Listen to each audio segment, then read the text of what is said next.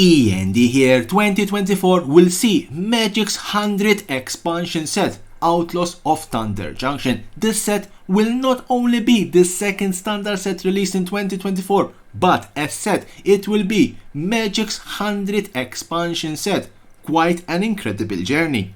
Outlaws of Thunder Junction is the long-awaited top-down design set based on Wild West tropes. It is a frontier fantasy where outlaws come to seize their futures and make a fortune doing it.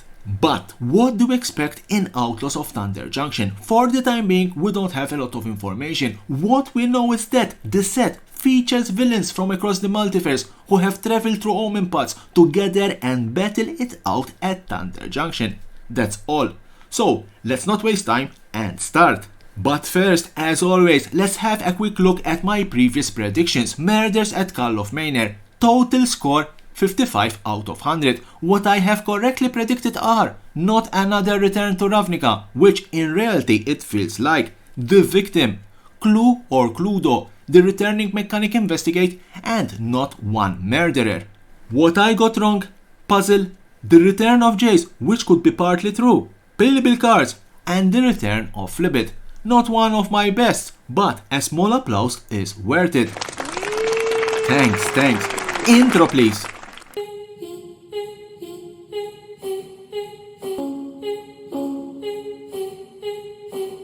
First prediction, the villains. Let's start with the most obvious, the big wind creature. That's surely Rakdos. Now, what a 10,000-year-old demon, co-founder of the guild system of Ravnica, head of a weird carnival sadomasochist gang is doing here? Gunslinger guy roaming the Grand Canyons? I don't know.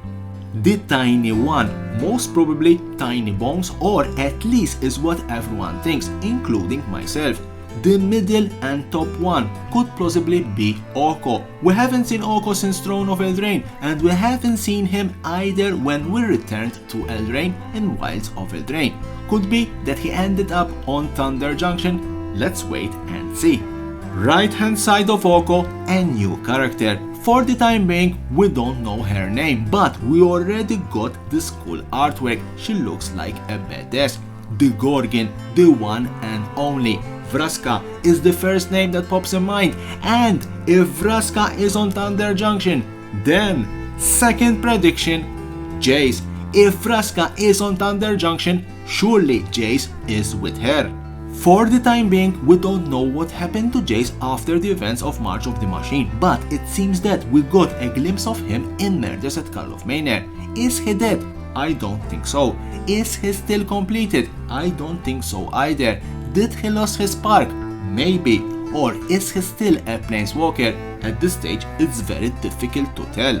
These are some of the questions that everyone kept asking after the end of the Phyrexian Multiverse Invasion arc. Therefore, for Outlaws of Thunder Junction, I am predicting the return of Jace. Not any more completed, but still a planeswalker. Third prediction, the real villain.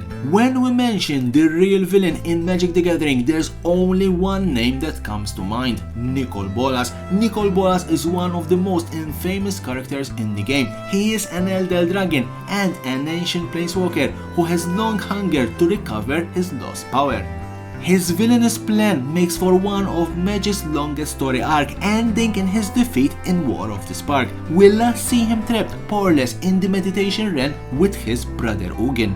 Therefore, for Outlaws of Thunder Junction, I am predicting the return of Nicol Bolas, and honestly, it would be a disappointment to see a set celebrating all villains to miss out on one of the game's most beloved antagonists.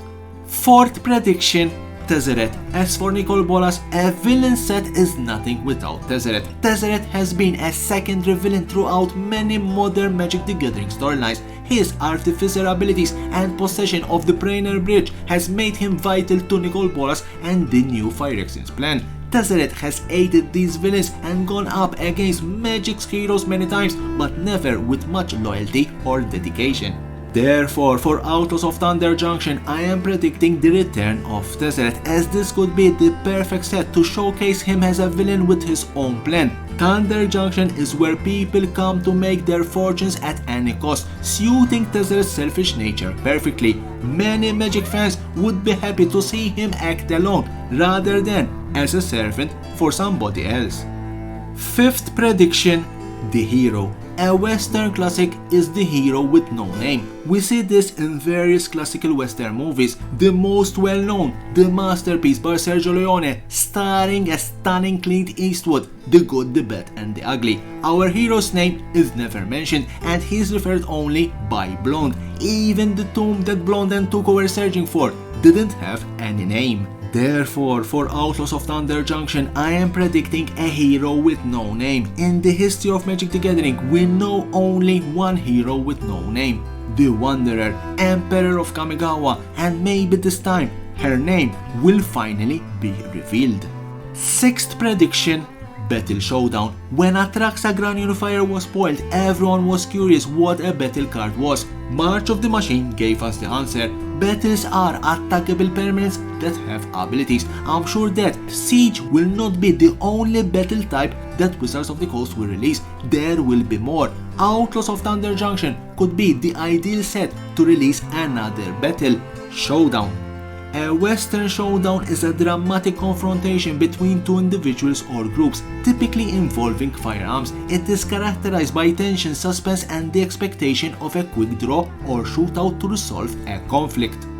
The outcome of the showdown can vary, but it usually serves as a climax to the story, showcasing themes of justice, revenge, and honor. Therefore, for Outlaws of Thunder Junction, I am predicting a new battle card, Showdown, and each showdown will surely have a different outcome where both the villain or the hero can prevail. Seventh prediction, horses. In the Far West, the most common means of transport were horses. A cowboy without his loyal steed is like a sailor without his ship. Horses are not new in Magic, actually they are quite old. The first creature type horse was featured back in Ice Age, but I believe it never received an adequate support. The last best creature type horse printed was Shadowfax, what we call a Lord, released in the Lord of the Rings. Therefore, for Outlaws of Thunder Junction, I am predicting various creature type horse and horse support cards, and I wouldn't be surprised if we get some sort of crazy horse god. 8th prediction, horsemanship. Why we are talking about horses and how important these fantastic creatures were in the Far West, we cannot not talk about horsemanship. Horsemanship is a keyword ability on creatures that serves as an evasion ability. Attacking creatures with horsemanship cannot be blocked by creatures without horsemanship. In the Wild West, cowboys riding horses were often associated with various activities that involved aggression or attacks. Cattle rustling, range wars, defend against Native Americans attacks, outlaws pursuits, etc, etc. Therefore, for Outlaws of Thunder Junction, considering that cowboys were skilled horsemen, I am predicting that horsemanship will return. 9th prediction, Clash. While we are talking about a potential return of horsemanship, another potential returning mechanic could be Clash. Clash is a keyword action. It first appeared in Lorwyn and was reused in Morningtide. Clash means each clashing player reveals the top card of their library, then puts that card on the top or bottom. A player wins if their card had a higher mana value. There are no draws or losses in a clash. Either you win it or you don't. Therefore, for Outlaws of Thunder Junction, I am predicting that Clash or a variant will make a return, and let's be frank, it fits perfectly the Wild West theme.